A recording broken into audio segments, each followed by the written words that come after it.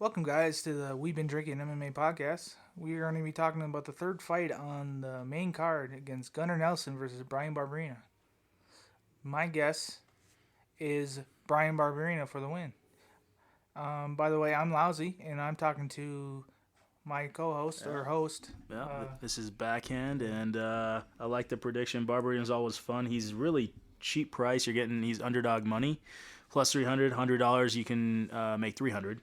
I like this fight for a live bet, but my original prediction that I will do is that it'll go all 3 rounds. Only reason for that, in my opinion, is that Barberena is an absolute amazing, never in a boring fight type of fighter.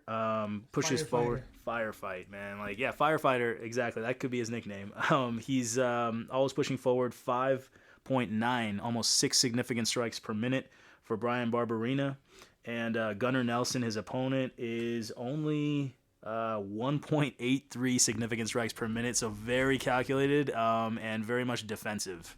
The reason Gunnar Nelson has so much less strikes, he is the Muay Thai kickboxer with his leg way back. So when he does strike, he's trying with those get distance and try to get the other person down for a submission. So I don't think that's going to happen in this fight because Barberena has so much pressure going forward that he's probably going to take him out, for real, with his power and his pressure. So Barberena for the win. Thanks for listening. Yeah, just one other thing is why I think it has a really good chance of going the distance is just because, like we said, Gunnar Nelson does not really throw too many strikes. 1.8 significant strikes per minute is very low. It's because he's got the karate stance. He has that wide stance karate, and he's always looking to keep that distance. He's an expert at keeping that distance. And, the last 3 fights for him, it's gone to decision, close fights. There's a reason for that. He even lost a split decision to the current champ, Leon Edwards. And that's for a reason, is because he keeps that distance against really dangerous strikers. But Barberena will put that pressure. So what I think is going to happen is Barberena's going to put the pressure, throw a lot of strikes, but Nelson is going to be looking to counter, but really keep that distance, and then possibly even wrestle. Bryan Barberena got held down by former champ Rafael Dos Anjos in his last fight.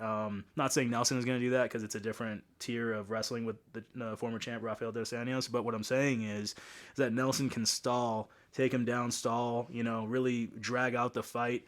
And Barberena does well against people like, he knocked out Robbie Lawler. Or I don't know if he knocked him out, but hold on. Did he? Yes, he KO'd him. He KO'd Robbie Lawler. The reason is because Robbie Lawler likes to throw hooks and really brawl. And Nelson is not that type of a guy. So if you have a good fighter, a guy who likes to brawl with Barberena, throw hooks, exchange like that, Barberena can knock him out, no doubt. But the reason I'm thinking it's not going to happen is because Nelson really likes to keep that distance. Nelson can't really knock out Barberena because Barberena is, I would say, like an overall better striker. So it's going to be like counter fighter. It's a very defensive fight. Get some takedowns, stall on the ground. Could be a boring fight because Barberena is not going to have the dance partner that he deserves, which is a guy who likes to exchange punches. So that's why I'm saying that. A live bet would be great if if Nelson barely wins the first round, Barberena will get even more. You can make more money off of him. Also, Barberena, if he wins the first round, you can start kind of seeing that style matchup. So it's a great chance for a live bet. So thanks for listening, guys. Those predictions. Thanks again, guys.